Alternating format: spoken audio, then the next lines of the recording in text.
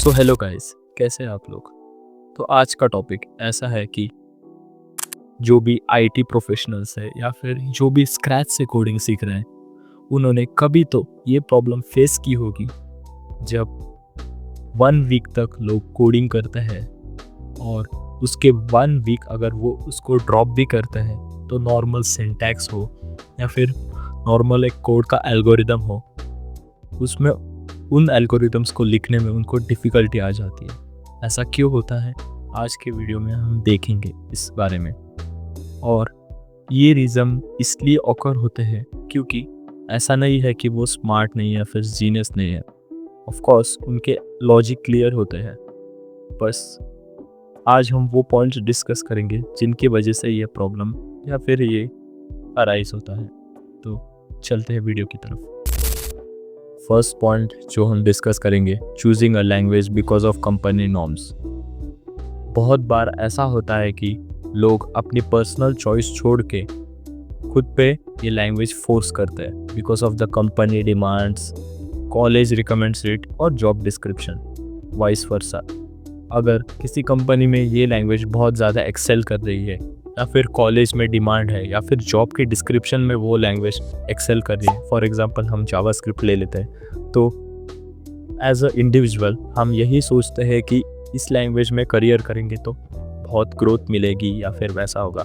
But when you learn something without interest, your brain never emotionally connects to it. You are just following not passion, and when no emotional connection is then, memory doesn't store it deeply. अगर मैं example देने की बात करूं, अगर हम कोई song सुनते हैं पर उस सॉन्ग्स के लिरिक्स हमको पसंद नहीं, तो हमारा ब्रेन ऑटोमेटिकली क्या करता है, उस सॉन्ग को कुछ टाइम बाद हम भूल जाते हैं। तो सिंपली फर्स्ट पॉइंट मैं यही एक्सप्लेन करना चाहता हूँ कि हम फॉलो करते हैं लोगों के बात पे, लोगों के डिमांड्स पे, बट खुद पे फोकस न करके अगर कोई लैंग्वेज सीखते हैं तो ऑफ कोर्स उसके कॉन्सिक्वेंसेस हमको फेस करने पड़ेंगे। सेकेंड पॉइंट कॉमनली है इन्फ्लुएंस ऑफ फैमिली, फ्रेंड्स और रैंडम पीपल।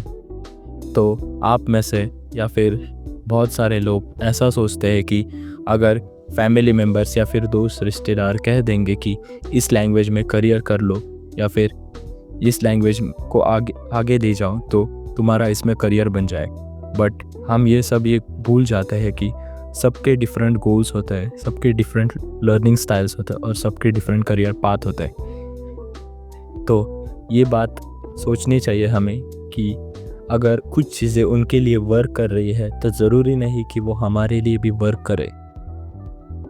तो हम कुछ चीज़ें अगर दूसरों को सेटिस्फाई करने के लिए करते हैं तो आप उसमें एक ट्रस्ट बिल्ड नहीं करते हो, क्योंकि जो भी चीज़ें विदाउट इंटरेस्ट की जाती है या फिर दूसरों को दिखाने के लिए की जाती है, उस पर आप दोबारा काम नहीं करते और उस पर आप प्रैक्टिस नहीं करते और इनिशियली आप उस चीज़ों को भूल जाते हो।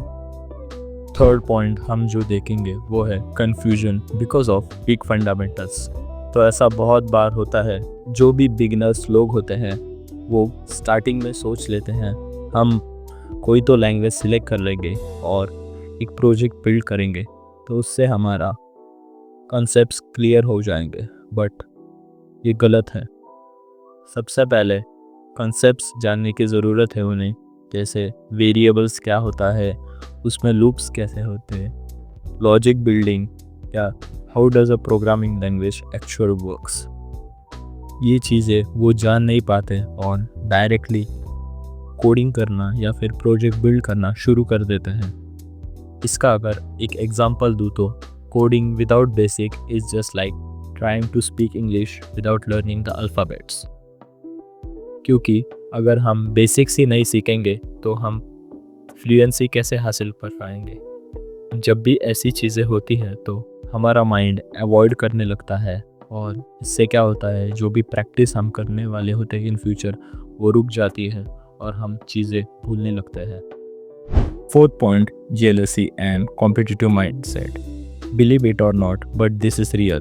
कई बार ऑफिस या फिर क्लासरूम में ऐसा होता है कि कोई किसी न किसी से अच्छा होता है तो अगर हम इसे एग्जाम्पल की तरह से ले तो अगर 2 एम्प्लॉयज़ है और एक एम्प्लॉयज़ ज़्यादा हार्ड वर्क कर रहा है और उसने 3 साल लगाए हैं एक प्रोग्रामिंग लैंग्वेज सीखने के लिए, और दूसरा जो एम्प्लॉय है वो अगर ऐसा सोचता है कि वो 1 महीने में इससे ज़्यादा ग्रोथ अचीव कर लेगा, कोई नेक्स्ट लेवल या फिर नेक्स्ट एडवांस प्रोग्रामिंग लैंग्वेज सीख के, तो वो 3 चीज़ें कर रहा है। First, wrong language choice, second, wrong motivation, और थर्ड, अननेसेसरी प्रेशर।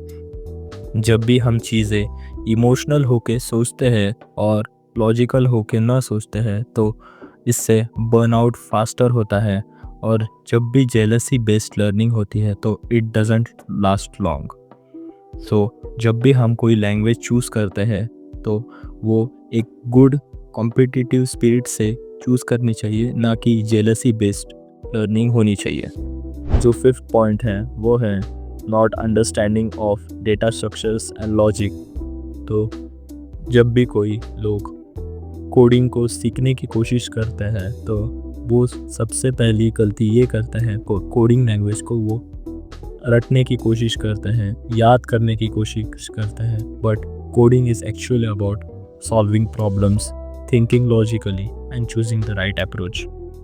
अगर आपको ऐसा फील होता है कि हर टाइम आप जब कोड करते हो तब हर कोडिंग लैंग्वेज आपको नई फीलिंग देती है, या फिर ऐसा लगता है कि ये कंसेप्ट तो हमने देखे ही नहीं, तो इससे आप समझ सकते हो कि आपका लॉजिक वीक है।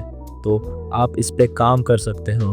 डेटा स्ट्रक्चर्स या फिर एल्गोरिदम्स को आप देख सकते हो, उनको प्रैक्टिस कर सकते हो डेली, क्योंकि strong DSA is equal to life long memory and weak DSA is like forgetting everything daily.